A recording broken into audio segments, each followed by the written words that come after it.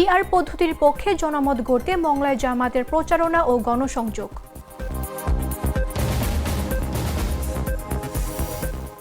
নওগাঁ সীমান্তে ১৬ জনকে বাংলাদেশে ঠেলে দিয়েছে বিএসএফ।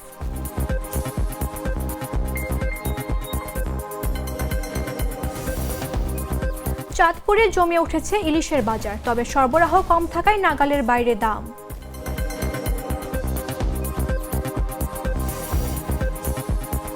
শেরপুরে বাড়ছে পাহাড়ি নদ নদীর পানি, প্রশাসনের সতর্কবার্তা।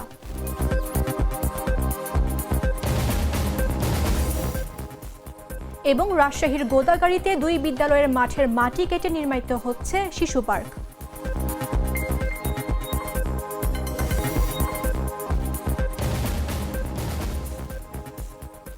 আমন্ত্রণ দেশ জুড়ে সংবাদে, আপনাদের সাথে রয়েছে আমি মামদুহা রাইসা। রোজকার সাধারণ খাবার এখন হবে অসাধারণ। প্রাণ স্বাদের মশলা, স্বাদ বাড়ায়, ঘ্রাণ ছড়ায়। পিআর পদ্ধতির পক্ষে জনমত গড়তে মংলায় জামায়াতের লিফলেট প্রচারণা ও গণসংযোগ শুরু হয়েছে। শুক্রবার সকালে পৌর শহরের শেখ আব্দুল হাই সড়ক থেকে এ প্রচারণা ও গণসংযোগ শুরু করেন বাগেরহাট জেলা জামায়াতের নায়েবে আমির এবং মংলা রামপাল সংসদীয় আসনের মনোনীত প্রার্থী অ্যাডভোকেট শেখ আব্দুল ওয়াদুদ। এ সময় তিনি দলীয় নেতা কর্মীদের সাথে নিয়ে পৌরসভার বিভিন্ন এলাকায় পিআর পদ্ধতির পক্ষে ব্যাপক প্রচারণা ও গণসংযোগ চালান। তিনি এ সময় বলেন, আগামী জাতীয় সংসদ নির্বাচনে পিআর পদ্ধতির জনমত গঠনে মানুষের দ্বারে দ্বারে যাচ্ছেন তারা। তাদের এই আন্দোলনকে যাতে সবাই সমর্থন করে। দুর্নীতি, চাঁদাবাজ, দখলদার মুক্ত ও ইনসাফ ভিত্তিক সমাজ গড়তে চায় জামাত বলেও জানান তিনি। এ প্রচারণা ও গণসংযোগে আব্দুল ওয়াদুদের সাথে ছিলেন পৌর জামাতের আমির এম এ বাড়ি, নায়েবে আমির মুফতি মাওলানা মনিরুজ্জামান, উপজেলা নায়েবে আমির কোহিনুর সর্দার সহ অন্যান্যরা।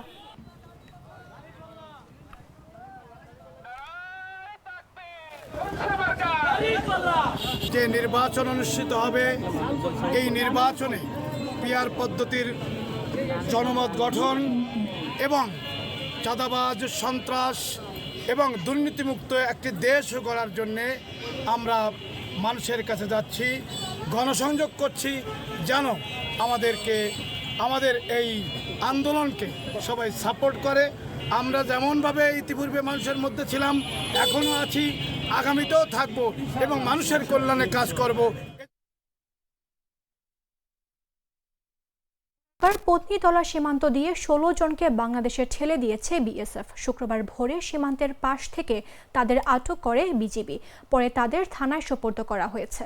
বিজিবি ১৪ পত্নীতলা ব্যাটালিয়নের ভারপ্রাপ্ত অধিনায়ক মেজর আশরারুল হক ১৬ জনকে নওগাঁ সীমান্ত দিয়ে ঠেলে পাঠানোর সত্যতা নিশ্চিত করেন। তিনি জানান, ভোরে বিজিবি পত্নীতলা ব্যাটালিয়নের শীতল মাঠ বিওপির সীমান্ত পিলার ২৫৪/১ এর কাছ থেকে বিএসএফ ১৬ জনকে বাংলাদেশে ঠেলে দেয়। পরে বিজিবির টহল দল ঘুরকি গ্রামের পাকা রাস্তা সংলগ্ন চা দোকানের পাশে থেকে তাদের আটক করে। আটকদের মধ্যে ৭ জন পুরুষ, ৫ জন শিশু ও ৪ জন নারী।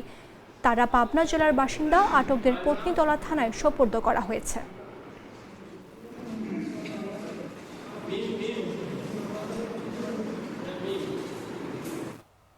মৌসুমের শেষ সময়ে জমে উঠেছে চাঁদপুরের ইলিশ বাজার। শুক্রবার ছুটির দিনে দেশের অন্যতম মৎস্য অবতরণ কেন্দ্র বড় স্টেশন মাছঘাটে ক্রেতাদের উপচে পড়া ভিড় দেখা যায়। তবে সরবরাহ কম থাকায় বাজারে ইলিশের দাম বেড়ে আকাশচুম্বী হয়েছে। সরবরাহ কম হলেও ইলিশের প্রতি ক্রেতাদের আগ্রহ কমেনি। ফলে চাঁদপুরের ইলিশ বাজার জমে উঠলেও সাধারণ ক্রেতারা কিনতে হিমশিম খাচ্ছেন। ক্রেতারা অভিযোগ করেছেন, সরবরাহ সংকটের কারণে চাহিদা মতো ইলিশ কেনা সম্ভব হচ্ছে না। তারা মনে করছেন, দেশের ভোক্তাদের চাহিদা মেটানোর পর বিদেশে ইলিশ রপ্তানি করা উচিত। স্থানীয় ক্রেতাদের অতিরিক্ত দামে ইলিশ কিনতে হলেও প্রতিবেশী দেশে রপ্তানি করাকে তারা অযৌক্তিক বলে মন্তব্য করেন।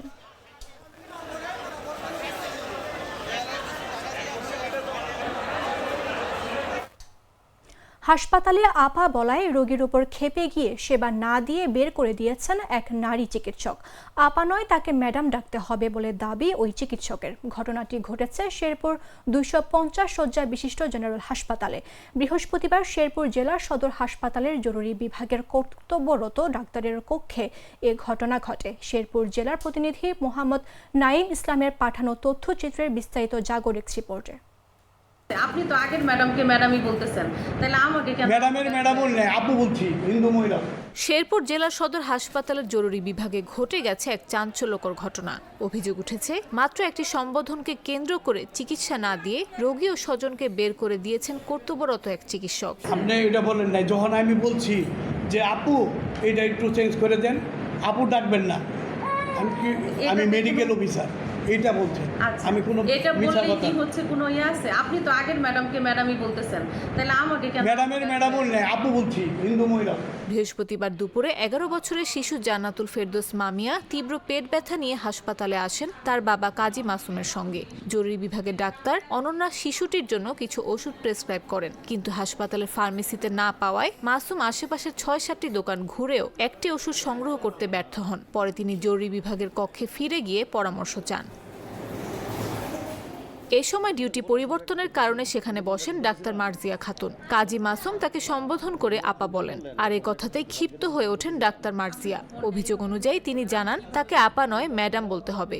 এরপর তিনি রোগী ও তার বাবাকে কক্ষ থেকে বের করে দেন, ফলে শিশুটি চিকিৎসা সেবা না পেয়ে ফিরে আসে। আমি তাকে বললাম যে আপু আপনি দেখেন তো যে ওষুধটা দিছে, এই ওষুধটা তো আমি পাইতেছি না, এটার এগেনস্টে অন্য কোনো ওষুধ দেওয়া যায় নাকি। উনি ফট করে বললো, হ্যাঁ আপনি আমাকে আপু ডাকলেন কেন? হ্যাঁ জানেন আমি মেডিকেল অফিসার। তখন আমি বললাম যে ও আপনি মেডিকেল অফিসার, আপনার সঙ্গে কোনো কথা বলা যাবে না।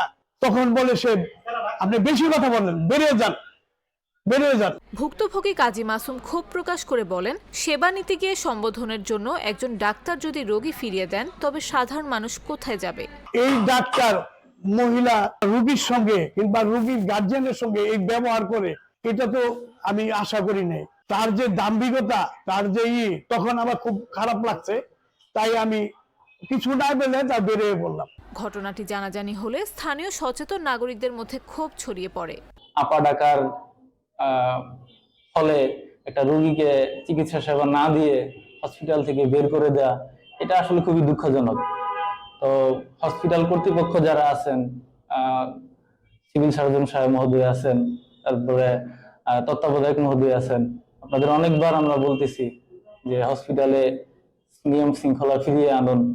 বিষয়টি নিয়ে খোঁজ খবর করে দেখবেন বলে দায়সারা জবাব দিলেন জেলা স্বাস্থ্য বিভাগের কর্মকর্তা। আমি বলছি তো আপনি ওই যে ডাক্তার যিনি আসছেন ওনাকে ডেকে আর সাংবাদিককে ডেকে নিয়ে কথা বলে নিচে করে দেওয়ার জন্য, যেন ডাক্তারের জন্য এই কথা বলে সাবধান হয়। হ্যাঁ, এটা শুধু সাংবাদিক কেন, এটা সাধারণ পাবলিক একটা হতো, অনেক গ্রামের মুখ্য মানুষ তারাও তো বলতে পারে, বলতে পারে।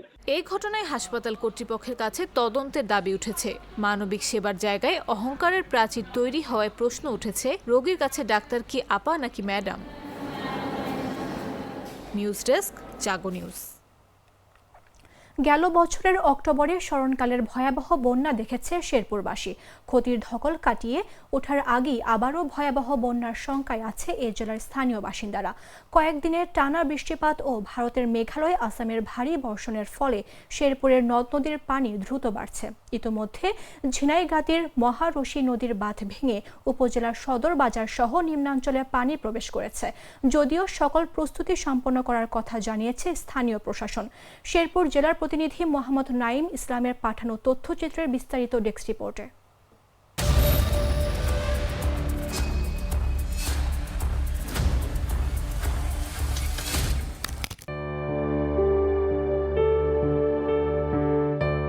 গেল বছর স্মরণকালের ভয়াবহ বন্যার সাক্ষী শেরপুরের ঝিনাইগাতী, নালিতাবাড়ি ও শ্রীবর্দী সীমান্তের মানুষ। বন্যার ফলে নদীর তীরবর্তী বাঁধ ও সড়ক ভেঙে যায়। বিভিন্ন স্থানে বাঁধ ভেঙে গিয়ে বাজার, গ্রাম ও সড়ক প্লাবিত হয়। ভেসে যায় 1700 মৎস্য খামার। বছর না পেরোলেও সেই ক্ষতির ধকল কাটানোর আগেই এবার বন্যার শঙ্কায় ভুগছে শেরপুরবাসী। উজানের ঢলে হু হু করে বাড়ছে নদ নদীর পানি। মহারশী নদীর বাঁধ ভেঙে উপজেলা সদর বাজার সহ নিম্নাঞ্চলে পানি প্রবেশ করেছে। স্থায়ী সমাধান চায় এখানকার ভুক্তভোগী জনগণ। নিষ্কাশন ব্যবস্থাটা আসলে সঠিকভাবে নাই, যার কারণে পানি জলাবদ্ধতার সৃষ্টি হচ্ছে। অল্প বৃষ্টি হলেই দেখা যাচ্ছে যে রাস্তায় জলাবদ্ধতার সৃষ্টি হচ্ছে, পানি যাইতে পারতেছে না, মানুষ ভ্রমণ দিতে পারতেছে। দ্রুত সময় পানি না কমলে সবজি, ধান ও মাছের ক্ষয়ক্ষতির পরিমাণ আরো বাড়বে বলে জানালেন স্থানীয় চাষিরা। এখন পর্যন্ত বন্যার পানিতে আবদ্ধ অবস্থায় আছে, বিশেষ করে ধান সবজির ভিতরে আছে হলো বরবটি, কাকরুল, শিম, যেটা কেরালা জাতের শিম বলে, আগাম যে শিমটা আমরা চাষ করি, বরবটিটা বেশি। এই জিনিসগুলো আমরা ক্ষতিগ্রস্ত। বন্যা পরিস্থিতি মোকাবেলায় পর্যাপ্ত শুকনো খাবার প্রস্তুত আছে, পাশাপাশি পানিতে আটকে পড়াদের উদ্ধারে রেস্কিউ টিম প্রস্তুত রাখা হয়েছে বলে জানালেন উপজেলা নির্বাহী কর্মকর্তা। বন্যায় ক্ষতিগ্রস্ত পরিবারগুলোর মধ্যে আমরা তাৎক্ষণিকভাবে ত্রাণ সহায়তার জন্য আমাদের প্রায় 250 প্যাকেট শুকনো খাবার রয়েছে, গোখাদ্য রয়েছে এবং শিশু খাদ্য রয়েছে। আর যারা ক্ষতিগ্রস্ত পরিবার রয়েছে তারা আমাদের কাছে আসা মাত্রই আমরা সেগুলো তাদের মধ্যে সরবরাহ করব। যে এলাকাগুলোতে পানিবন্দী পরিবার রয়েছে সেই এলাকায় আমরা উপজেলা প্রশাসনের আয়োজনে একটি মাইকিং এর ব্যবস্থা করছি, তারা যেন নিরাপদ আশ্রয়স্থলে চলে যায়, যাতে করে আমরা বড় ধরনের প্রাণহানি বা ক্ষতির মুখ থেকে আমরা রক্ষা পেতে পারি। তবে জনগুরুত্বপূর্ণ এই সমস্যার স্থায়ী সমাধান চান এখানকার জনগণ।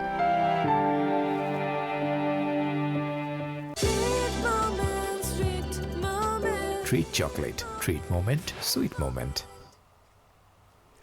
যানবাহন চালকদের বেপরোয়া গতিতে প্রতিদিনই দুর্ঘটনার খবর পাওয়া যায়। মানুষের জীবনের ঝুঁকি এড়াতে কিংবা দুর্ঘটনা কমাতে অধিকাংশ সড়কে স্পিড ব্রেকার নির্মাণ করা হয়, যা জনস্বার্থের কাজ। তবে কোনো কোনো ক্ষেত্রে উপকারের পরিবর্তে এটি বিপত্তিরও কারণ হয়ে ওঠে। তেমনি ঘটেছে নারায়ণগঞ্জের সোনারগাঁও উপজেলায়। প্রায় 2.5 কিলোমিটার একটি গুরুত্বপূর্ণ সড়কে 18টি গতিরোধক দেয়া হয়েছে, যার ফলে প্রায়শই ছোট বড় দুর্ঘটনা ঘটে বলে জানিয়েছে স্থানীয়রা। পৌরসভার উদ্ভবগঞ্জ থেকে আনন্দবাজার পর্যন্ত সড়কের দূরত্ব প্রায় 2.5 কিলোমিটার। শত বছরের পুরনো ঐতিহ্যবাহী আনন্দবাজারে পৌঁছাতে এটি অন্যতম গুরুত্বপূর্ণ সড়ক। তবে স্বল্প দূরত্বের সড়কে প্রয়োজনের চেয়ে অতিরিক্ত স্পিড ব্রেকার থাকায় মানুষের জন্য ভোগান্তির কারণ হয়ে দাঁড়িয়েছে। সরেজমিনে ঘুরে দেখা যায় পুরো সড়ক জুড়ে 18টি গতিরোধক নির্মাণ করা হয়েছে, যার একটিতেও এখন সতর্কতা মার্কিং চিহ্ন দেখা যায়নি।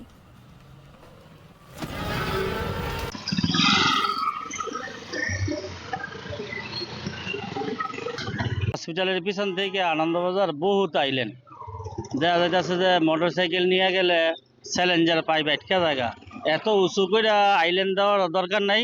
গাড়ি পুরা ফুল গিয়ার দিই, হঠাৎ আইল্যান্ডে পরে কয়েক সময় ব্রেক ধরতে পারি না, এর জন্য মনে করেন প্যাসেঞ্জার ক্ষতি হয়। চৌরাস্তা থেকে আনন্দবাজার পর্যন্ত বেশি রাস্তা না, কিন্তু এই জায়গার মতো অতিরিক্ত পরিমাণ আইল্যান্ড, যার কারণে ইমার্জেন্সি কোনো রোগী নিয়েও যাওয়া যায় না। শুধু আমরা না, যে কোনো গাড়ি একদমই ব্রেক হয়ে যায়। ঘন ঘন 1 কিলোমিটারের মতো 2-3টা করে আইল্যান্ড পড়ে, যার কারণে আমাদের চলাফেরা করতে অনেক অসুবিধা হয়। যদি আইল্যান্ড এখান থেকে কমায় দেয় তাইলে মনে হয় যে পাবলিকের জন্য ভালো, গাড়ি ড্রাইভারের জন্য ভালো, সবাই চলাচল করতে পারে। এই রাস্তার ভিতরে যেগুলো আইল্যান্ড, এটা চলাচলে অনেক সমস্যা হয়, যাত্রীদের সমস্যা হয়, গাড়ির অনেক সমস্যা হয়, পাশ ভাঙে যায়, মোটর জ্বলা যায়, অনেক সমস্যা হয় আইল্যান্ডের জন্য। জায়গায় জায়গায় আইল্যান্ড দিয়ে দিছে। মেহেরপুরের মুজিবনগর সীমান্ত দিয়ে একই পরিবারের 4 জনকে ফেরত দিয়েছে বিএসএফ। শুক্রবার দুপুরে সীমান্তের আন্তর্জাতিক সীমানা পিলার 105 নম্বর এলাকায় পতাকা বৈঠকের মাধ্যমে 4 জনকে বিজিবির কাছে হস্তান্তর করে বিএসএফ।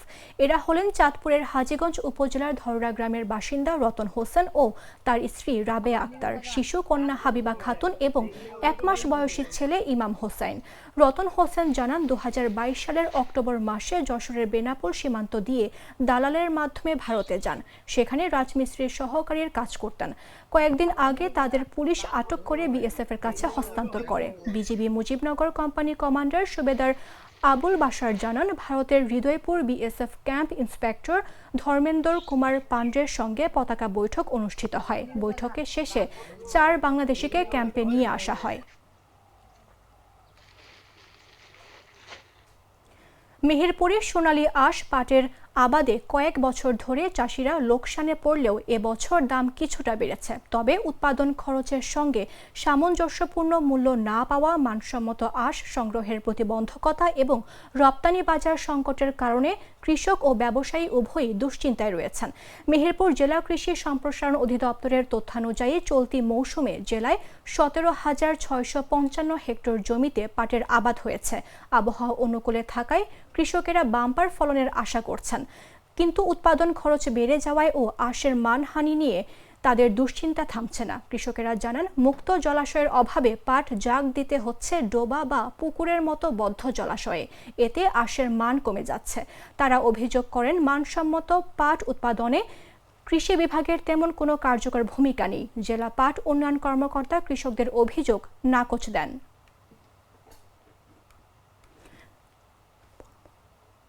কিশোরগঞ্জের ভৈরব বিসিক শিল্প নগরীর প্লট বরাদ্দের ৩ বছর উৎপাদনে গেছে মাত্র একটি কারখানা, অথচ বরাদ্দ দেয়া হয়েছে ২৩৪ প্লট।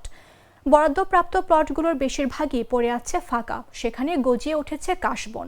দ্রুত বাকি সব কারখানা চালুর দাবি জানিয়েছে সংশ্লিষ্টরা। খোঁজ নিয়ে জানা যায় ২০১৩ সালে কিশোরগঞ্জের ভৈরবে কালিকা প্রসাদ এলাকায় ৪০ একর জমিতে বিসিক শিল্প নগরী গড়ে তোলার জন্য সরকার অনুমোদন দেয়, কিন্তু নানা জটিলতার কারণে নির্মাণ কাজ শুরু করতে কিছুটা বিলম্ব হয়। ২০২১ সালের সেপ্টেম্বরে ৮০ কোটি টাকা ব্যয়ে নির্মাণ কাজ শুরু হয়।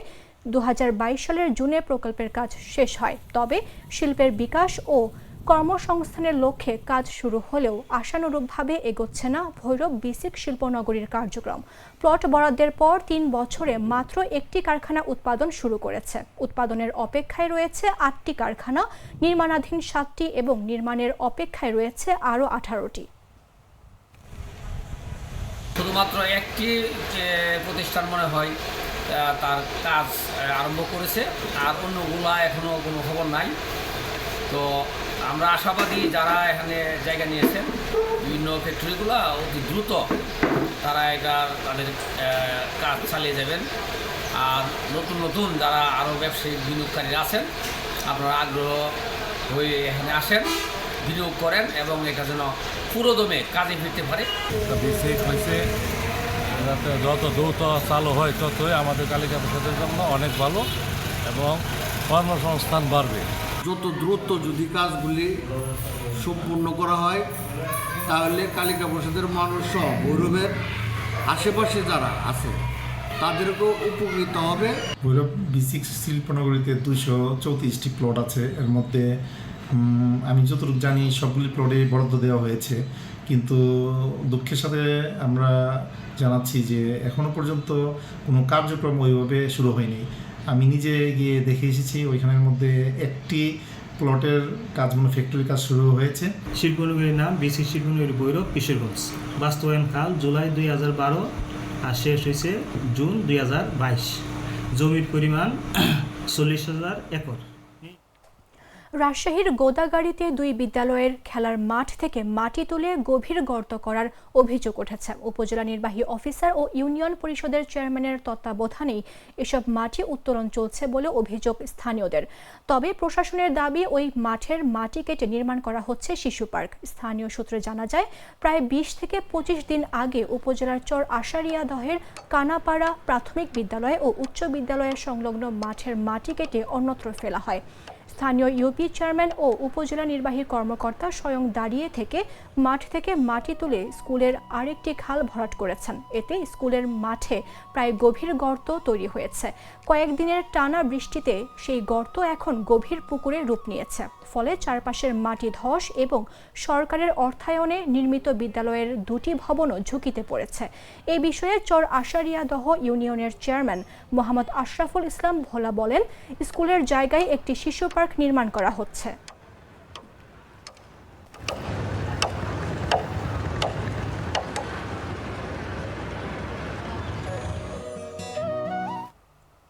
সংবাদ শেষ করার পূর্বে শিরোনামগুলো জানিয়ে দিচ্ছে আরও একবার। পিআর পদ্ধতির পক্ষে জনমত গড়তে মংলায় জামায়াতের প্রচারণা ও জনসংযোগ।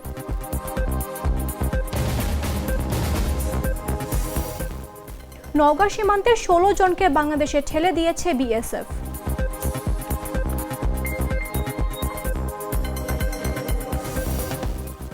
চাঁদপুরে জমে উঠেছে ইলিশের বাজার, তবে সরবরাহ কম থাকায় নাগালের বাইরে দাম।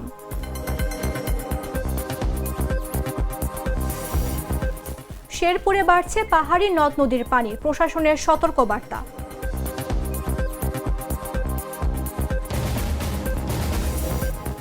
এবং রাজশাহীর গোদাগাড়িতে 2 বিদ্যালয়ের মাঠের মাটি কেটে নির্মিত হচ্ছে শিশু পার্ক।